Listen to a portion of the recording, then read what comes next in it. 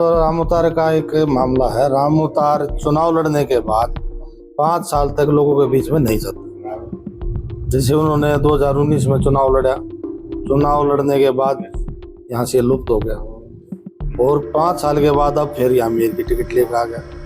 उसके बीच में देखो, लोगों के दुख में सुख में कार्यकर्ताओं ने उनको वोट दी, कार्यकर्ताओं ने उनके हर तरह की मदद की। जब कार्यकर्ता के दुख सुख में नेता नहीं आएगा तो कार्यकर्ता मायूस होता है, बड़ा नाराज होता है।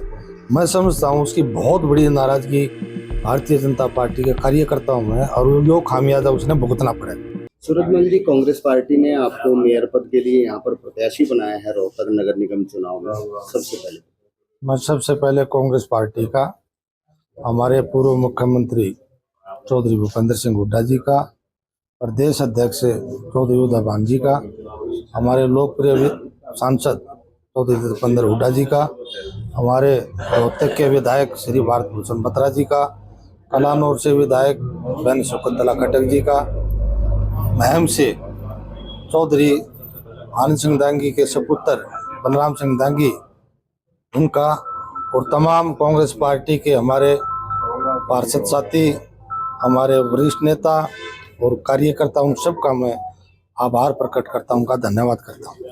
क्या मुद्दे रहने वाले हैं इस बार चुनाव? मुद्दे तो शहर के अंदर गलियां टूटी फूटी पड़ी हैं, रोडों के ऊपर गड्ढे हैं, पानी समझ नहीं आ रहा, पानी गंदा आ रहा है, सीवर की व्यवस्था खराब है, लाइट की जो समस्याएं हैं, बहुत सारी समस्याएं शहर के अंदर, साफ सफाई समय पे नहीं हो पा रही।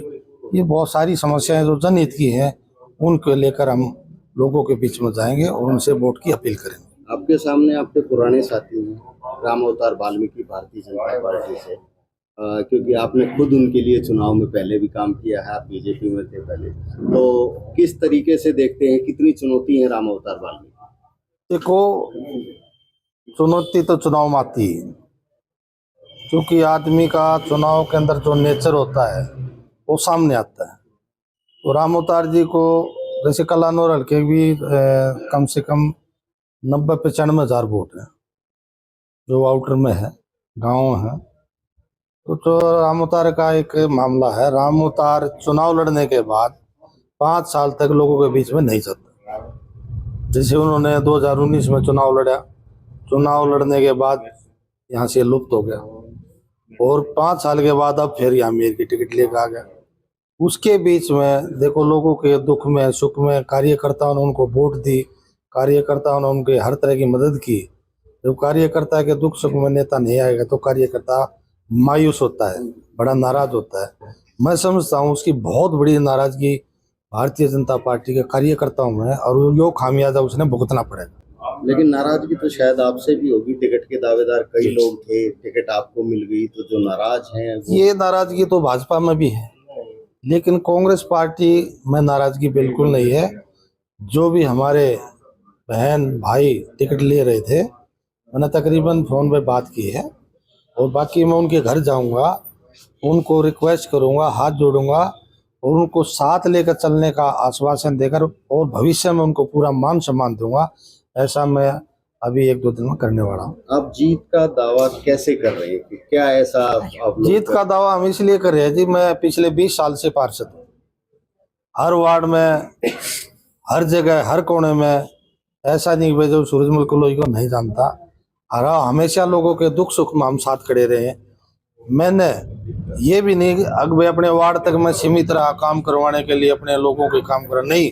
शहर के किसी भी कोने का कोई भी आदमी नगर निगम में या नगर परिषद थी, जब आ जाते थे हमें पता चलता कि भाई इसकी ये समस्या, हम उनके खुद कागज पकड़ कर अधिकारियों के पास, कर्मचारियों के पास जाते थे, अब इनका ये काम करो। उन लोगों ने ये भी पता नहीं था ये कौन आदमी है, वो जाते समय धन्यवाद करते जी, पूछते जी आपका नाम तो बताओ, आप कौन हो क्या। फिर मैंने उनको बताया भाई मेरा नाम सूरजमल कलोई है, मैं वार्ड पार्षद हूँ फलानी जगह से। अच्छा जी, आपका बहुत बहुत धन्यवाद, जब आप चुनाव लड़ोगे हम आपकी वोट मांगने के लिए आएंगे, आपके फ्योर में वोट डलवा के जाएंगे, जो हमारे जाने पहचाने जो लोग हैं उनके पास जाएंगे। एक बड़ी चुनौती ये भी है कि प्रदेश में बीजेपी की सत्ता है और उसमें चुनाव हो रहा है, तो वो भी चुनौती। हाँ बिल्कुल चुनौती है जी। देखो, चुनाव को कभी भी आदमी ने आसान नहीं समझना चाहिए। और बड़ा सीरियसली मैटर है ये चुनाव का। और केंद्र में भी प्रदेश में भी भाजपा की सरकार है, लेकिन वो जो हमारा भाई राम अवतार जी है, मैं तो भाजपा का बहुत बहुत धन्यवाद करता हूँ, उन्होंने ऐसा कैंडिडेट जो उतारा है। और ये चीज़ सारी 2 तारीख को वोटिंग के टाइम में सामने आ जाएंगे और 12 तारीख को रिजल्ट आएगा, सामने आ जाएंगी सारी चीज़।